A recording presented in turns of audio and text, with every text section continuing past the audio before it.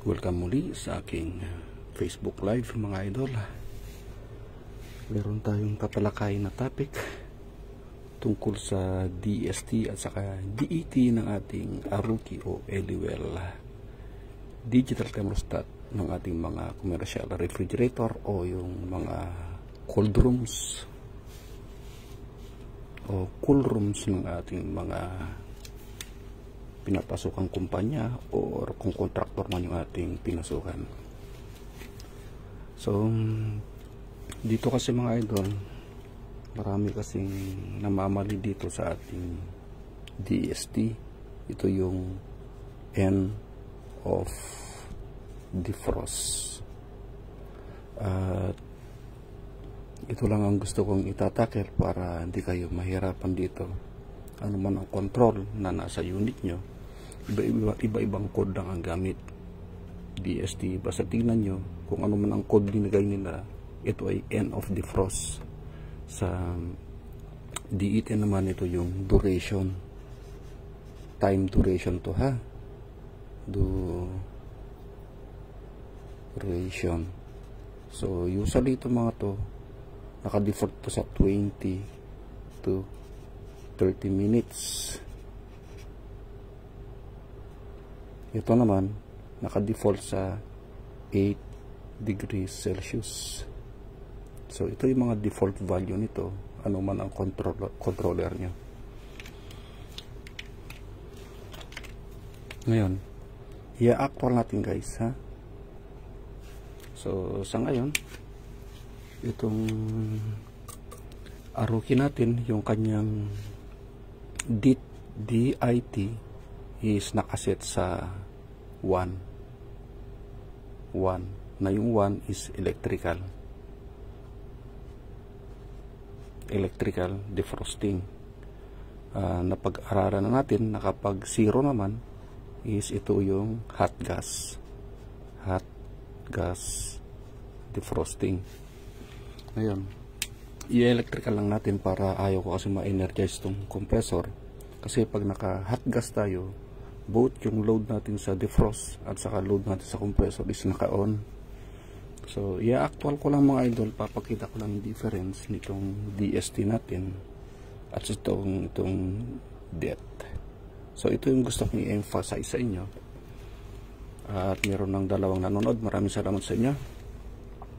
At pasukin lang natin at papakita ko lang sa inyo kung ano yung value na nakaset sa ating DET, DET at saka DST. So ilong press nyo lang tong set button and then proceed tayo sa defrost folder. Set natin yan. Itong DTY natin is set. Oh sorry, DTY pala to ha. DTY. Yan, DTY. So iset lang natin yan sa nakaset sa 0. Set. Pag linagay nyo sa 1 yan, magiging hot gas yan. So ilagay lang muna natin sa 0 kasi ayaw ko na ma-energize itong load natin dyan. And then proceed tayo sa ito, DET, duration ng ating defrost. So nakaset sa 30. So iset lang natin sa 30, pinapakita ko lang sa inyo, naka 30 minutes yan.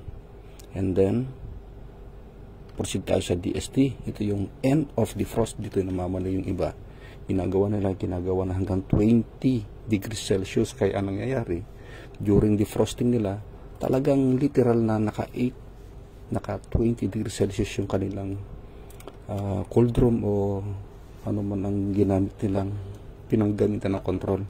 Mapa 4-door man yan o 2-door freezer o 2-door chiller. So nakita natin no, nakaset tayo sa 30 at nakaset tayo sa 8 degrees Celsius. Ngayon i-defrost natin ito. Okay, i-engage natin yung defrost. Sandali ha. Okay, para ma-engage natin yung defrost, long press lang itong up button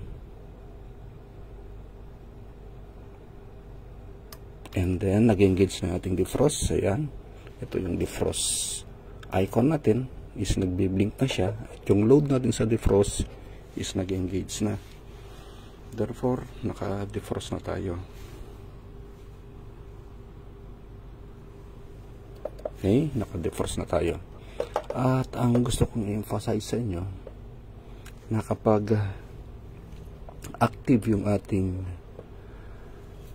sensor 2, makikita nyo yung black na ito yung ating sensor 1 na ito yung evaporator. At itong green naman na ito yung ating evaporator sensor na active din.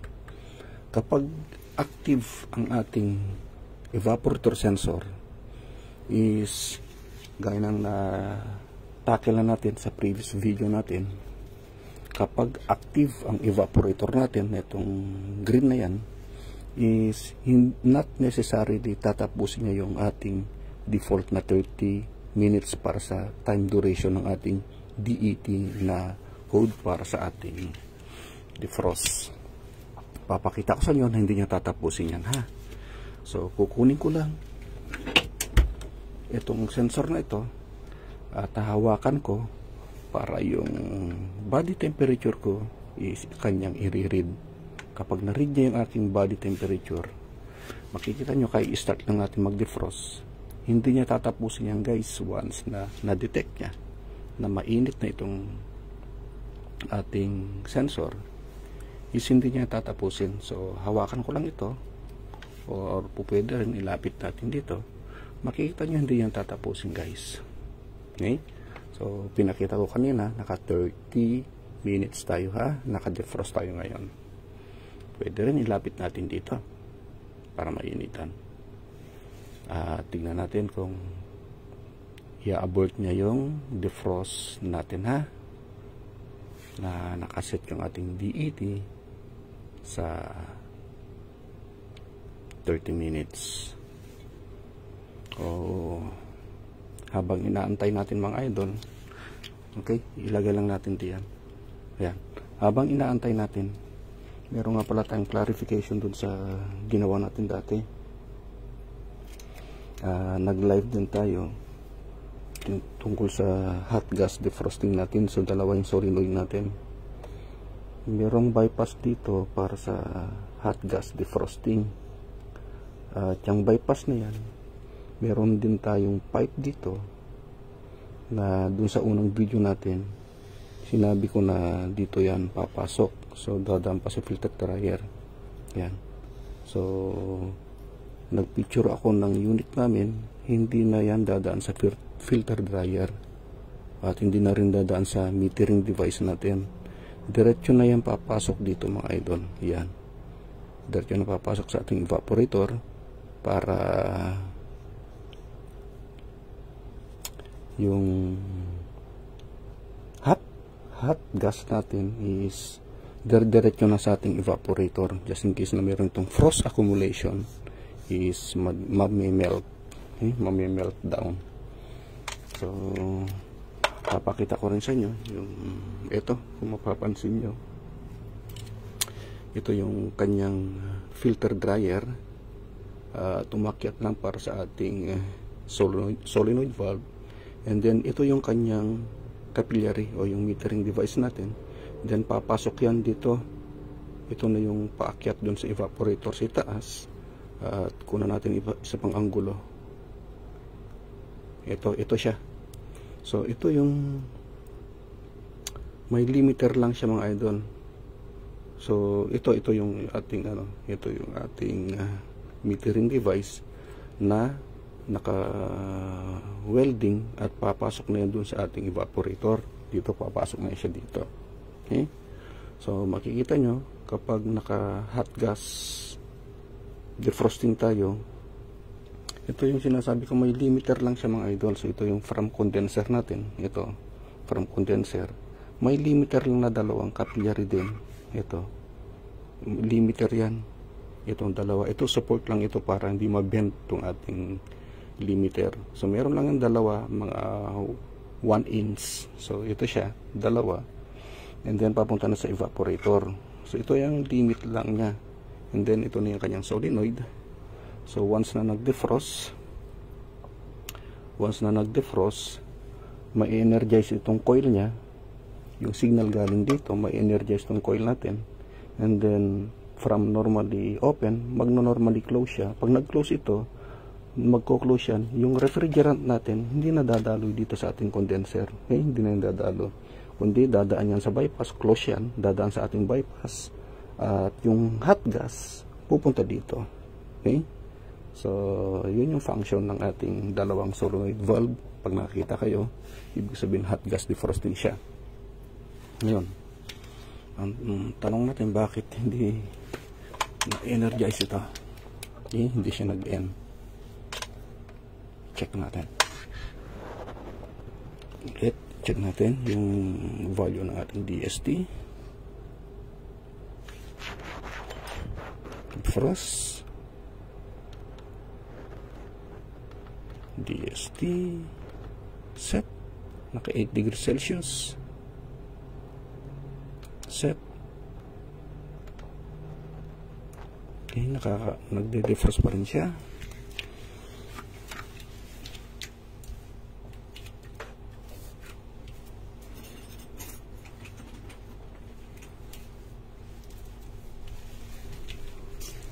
Then, i-check lang natin guys kung bakit hindi pa siya bumibitaw.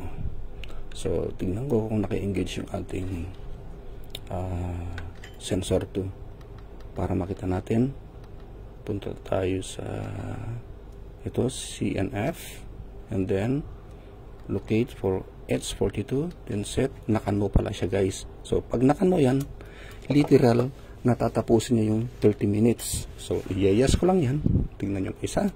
Kaya pala hindi nag-engage. So, i-yes natin para, ayun, namatay ka agad kasi kanina pa mainit ito. Okay? So, ulitin natin. Naka-defrost pa rin tayo, ha? Set. Ilagay natin sa no. So, kaya pala ayaw mag-end kasi naka-no kanina. Set natin. Set. No. Then, skip tayo. Alisin tayo dyan. And then, i-reset natin. Reset. Para yung bagong parameter is i-memorize niya. Then, i-engage ulit natin yung kanyang defrosting. Yan, i-defrost natin. So, sa ngayon, nakano yan ha. Ayan. So, literal na tatapusin niya ang ating 30 minutes kasi itong evaporator sensor na ito, kahit hawak-hawak ko at i-read yung aking body temperature, is hindi mag-end of defrost kahit naka 8 degrees Celsius at kahit ilapit natin dito. Ayan. Hindi siya mag-terminate. So, literal na tatapusin yung 30 minutes na nilagay natin na value para sa ating DET. So, ito ang purpose nito. Okay? I-trace niya o i-read niya yung temperature ng ating evaporator. Ngayon, para ma-end of defrost natin yan, pasukin ulit natin yung configuration folder. To do that, ilong press nyo lang yung CP, itong set button, and then locate natin yung CNF, meaning configuration, then H42, set, Y natin. Paglagay natin sa Y, dahil ito ay mainit na, dahil nakalagay lang sa 8 degrees Celsius, yung load natin sa defrost is mamamatay. Okay? Set ko lang, namatay na ang ating defrosting. So, ganun ang defrosting natin mga idol. Ngayon, ibabalik ko ito sa ating ref at palamigin natin para lumamig. Ayan. So, naipakita ko sa inyo mga idol, ipakita ko sa inyo na kahit 30 minutes or 60 minutes pang ilagay natin dito sa ating DET para sa ating time duration na ilalagay natin is kapag yung ating evaporator sensor is active, hindi niya tatapusin yung 60 minutes o 30 minutes natin dahil ang i-read niya yung temperature na 8 degrees Celsius na naka-store dito. So yun lang ang gusto kong emphasize sa inyo. At dun sa mga bagong naka-hook in, meron akong previously live na yung bypass natin para sa hot gas is dati kasi is sinabi ko pa na dadaan pa sa filter dryer at sa ating metering device, which is hindi, dahil pinicturean ko yung isang unit namin. Ito yung make table, okay? So sa mga bagong hookup lang, makikita nyo lang guys, meron lang itong dalawang limiter to, yan, limiter yan, dalawa. So yung pipe nito is 3/8 yung size nya, and then papasok yan solenoid natin, papasok na, papunta na dun sa ating evaporator. Ayan. So ito naman yung ating metering device na capillary tube, na kung makikita nyo, merong yang ito yung isa pang solenoid valve, bali dalawang solenoid valve nya. Ito yung para sa hot gas defrosting, solenoid na nakasabay sa compressor, at yung ating filter dryer. So ito yung sinasabi ko na may limiter lang, 3/8 pipe, and then capillary may limiter. So ito yun, lobat na ang aking cellphone. No, what happened? And then kinurek lang natin mga idol. So yan yung bypass, pupunta na kaagad sa ating evaporator coil para mainit talaga yung refrigerant na papasok dito, para tunawin niya yung ating frost accumulation, kung meron mang frost accumulation.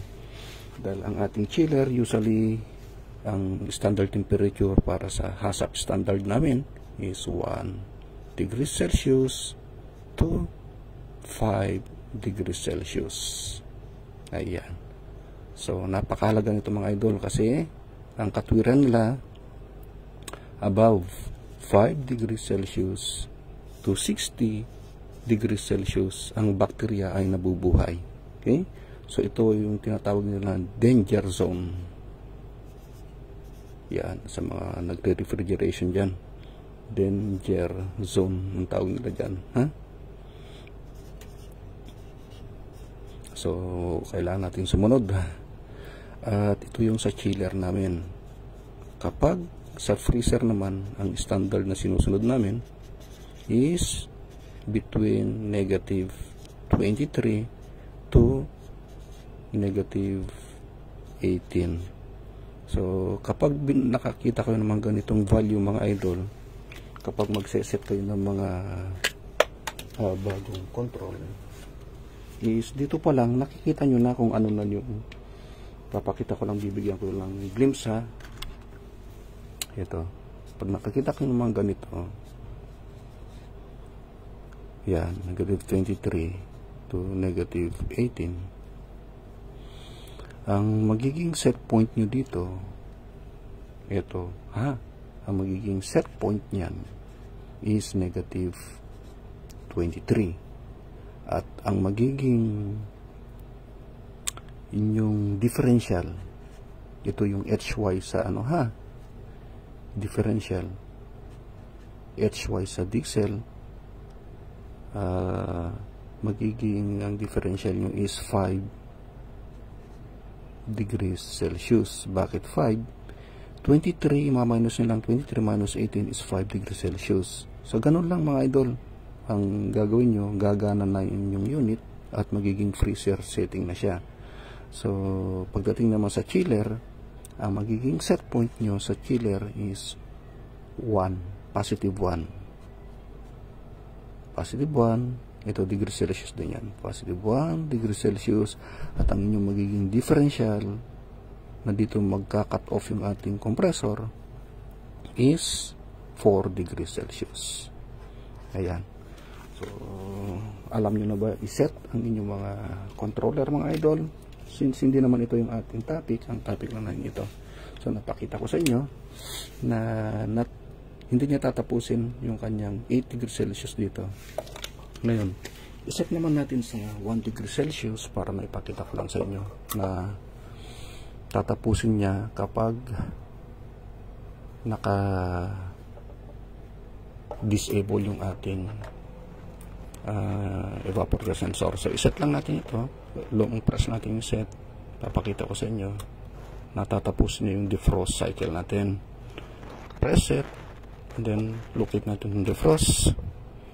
Again, naka electrical defrosting tayo kasi ayaw kong i-engage itong compressor. Punta tayo dito sa det. Gawin ko lang yan 1 minute. Papakita ko sa inyo tatapos ni 1 minute para hindi mahaba yung ating video. 1 minute yan na, and then ilalagay natin si end of defrost, ito DST, sa 8 degrees Celsius. Okay, kahit naka 8 degrees Celsius yan,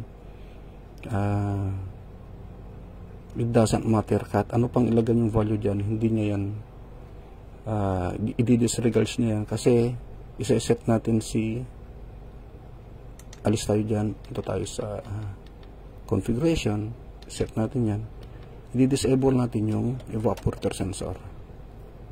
Set, lalagay natin sa no, then iset ko para i-memorize niya, then alis na tayo dyan. Ngayon, ima-manual defrosting ko siya, so naka-disable ito. Yung DET natin na 1 minute, tatapusin niya yan. So i-engage ko lang defrosting by pressing the up button. Ayan, so naka-defrost tayo. Ngayon, naka-disable ito, itong evaporator sensor natin. Kahit tanggalin ko, at hawakan ko para yung body temperature ko si i-read niya, hindi niya i-end defrost, hindi niya ikakat yung defrosting kasi naka-disable ito. So ito yung gusto kong i-emphasize sa inyo guys, na kapag din-disable natin ang ating evaporator sensor is literal na tatapusin niya. Kung halimbawa 20 minutes ang dinagay nyo sa ating DET, literal na tatapusin niya. Ayun, tapos na yung 1 minute niya, nag-active na kaagad yung compressor natin. So tapos kaagad yung 1 minute niya. Okay, so hindi niya kinat kasi nga naka-disable. Kaya lagi kong insist sa inyo na kapag nasa freezer tayo, wag na wag niyong i-disable ito. Kapag chiller tayo, pwede niyong i-disable ito. So sana nakatulong ang ating munting video para dun sa mga bagong nagre-refrigeration and air conditioning. Okay, walang nakipag-interact sa akin. Kung mayroon gusto makipag-interact, pwede kayong mag-ask question para sagutin natin mga idol. Kung mayroon kayong mga katanungan, ano bang gusto nyong topic? Meron akong na-receive na request video ang gusto niya tungkol sa subcooling. Hindi ko naman maipapakita sa mga idol kasi bawal mag-video sa workplace namin, lalo na pag nasa loob, bawal po. Usually nakikita nyo is mga picture lang yung ipapakita ko. Pag video, medyo tagilid tayo mga idol. Pati nga yung setting ng ating mga high pressure switch, hindi ko may actual sa inyo na ina-adjust yung high pressure switch para makita nyo sana, lalo doon sa mga big system. Ang ganda sana magturo mga idol. Mayroon ako na-encounter na yung big system namin na mga 5 HP 24/7 na tumatakbo yung compressor, naka-pump down yung naka-pump down yung ating connection. Yung solenoid, hindi ito ito pang chiller lang to guys. Yung solenoid, sinusupply niya yung ating compressor, ito ang sinusupplyan niya. So pag na-reach na yung temperature, mawawala na ng supply ito, magko-close. So pag nag-close yan, maglo-low pressure yung ating low pressure switch, hindi na dadalo yung ating refrigerant, magkakat na yung ating compressor via low pressure and high pressure switch. Hindi ko man lang ma-adjust sa inyo, ma-videohan para may pakita ko sa inyo yung adjustment mo paano i-adjust mga idol, kasi yung low pressure switch doon mamamatay yung ating compressor. And then sa low pressure switch kasi, yung low pressure switch is merong differential dito. Ito yung differential, merong knob dyan, dalawa yung adjuster dyan. So meron tayong nut dito. Hindi ko malang may video sa inyo mga idol para mapakita ko sana sa inyo. Okay? Dalawa yan. Meron din isa high pressure switch. Nandito rin may adjuster din dito. Ito usually sineset ko lang to sa 300 PSI. May katumbas to mga idol. Iba-iba kasi yung natin, unit of measurement. So 300 PSI. Sa mga big system, ang karga lang namin is 20 PSI. 20 PSI. So dito sa kanyang differential, ang cut-off is linalagay ko lang sa 64. Wala kasi yung copy ko. Yung copy ko is nandito sa phone. Linalagay ko lang sa 60. Yeah. And then itong cut-off niya is 64. I forgot kung ito yung 43 or 63. 40 o 60 dito sa dalawa. Kasi nasa phone guys, naka-live tayo. Nakalimutan ko. Hindi naman kasi ito ang topic natin. So hindi ko malang may discuss sa inyo ito guys. Napakahalaga nito sa pump down. Ito yung nagko-close yung signal ng compressor natin. Ito yung sinusupplyan niya. Kung hindi sana pump down ang operation niya, is yung ano nito, yung supply dito na line compressors pupunta dapat sa ating contactor. Yan. And then may overload.